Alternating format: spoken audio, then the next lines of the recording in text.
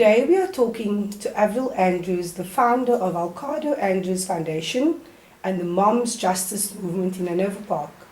Thank you for having us, Avril. It's an honor to be here and have this conversation with you. Thank you. Being in partnership with the Community Development Foundation, we've got to know an amazing soul, and we'd like the supporters and friends of Community Development Foundation Western Cape to get to know Avril Andrews and the Alcardo Andrews Foundation.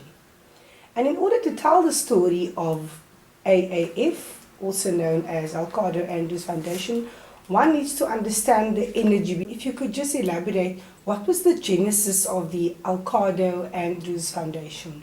Okay. In 2015, after my son was gunned down, it's there where I realized this is bigger, I had to make a choice.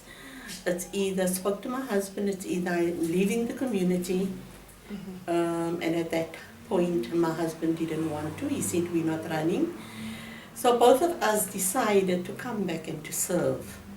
It was a very, very challenging time at that time to move from that point of pain over to the purpose why we're still here. Been mentioned in the media a lot recently. Can you just elaborate on that for us?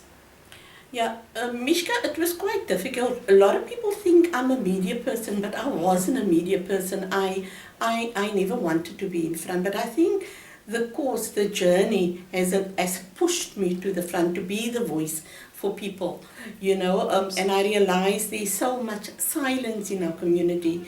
And I mean, if I have to do an interview, if somebody phoned me for an interview, it's like, oh my word, must I go again? But then if I say, I'm not doing it for myself, I'm doing it for others. I'm being the voice there for the voiceless. With that being said, you play a pivotal role in this community. What are the socio-economic barriers that you've identified in Hanover Park? Look, right now, I'm just talking about ourselves now, and I will say I'm so grateful for this opportunity, because this journey has taught me so much.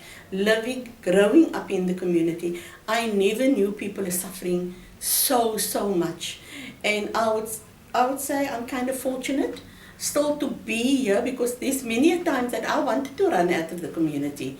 But being on the ground, I'm experiencing, I see the suffering of people. So we work with youth. In some houses, there's this, these families that use substance. Then we get the youth that run to our home and say, Auntie Avril, they're fighting, they this and that.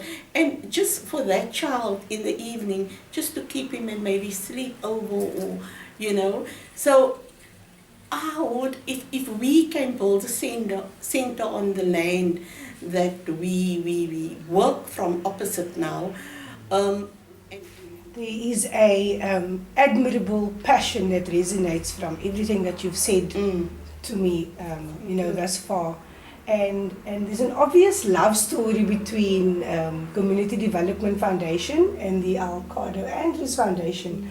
So tell us more about the relationship between the two organizations and what role CDF plays in your organization. Okay. CDF, when I would say I was a new kid on the block, although I worked all the years in the community, but I didn't understand organizational work. So when I came to CDF, they kind of mentored me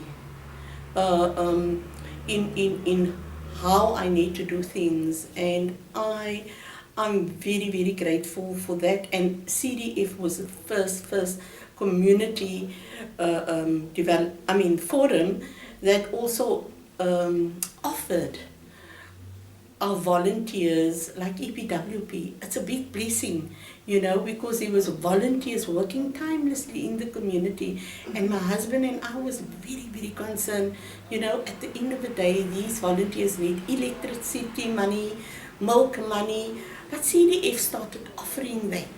And they saw the work that we do, and they didn't have a problem just if they had EPWs to phone us first, and then I will scream and shout in the house, thank you Lord, thank you Lord. Yeah, our volunteers have something, So And I can call on CDF anytime, like if I need support or I need anything with documents or advice, how do I go about this or how I go, they will support me in that. Okay, that is a true, like I said, love story between the two foundations.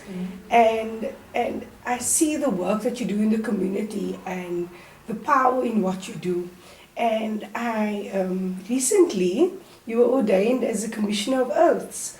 Tell me, how does this assist the community? With because I witness the struggles that our people face every day, and young people, and I think the being a commissioner of oath for this.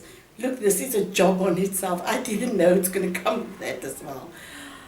But being that and seeing the stresses that our young people is going through, and while even certifying their copy, I could have a chat with them and encourage them.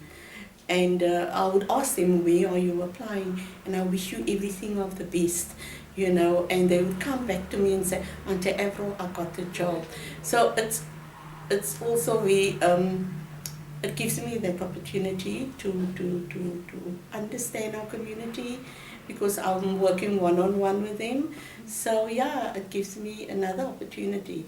And then also as being a human rights defender, standing up for human rights, I'm grateful for that opportunity that I got, to serve and to be of service to our community.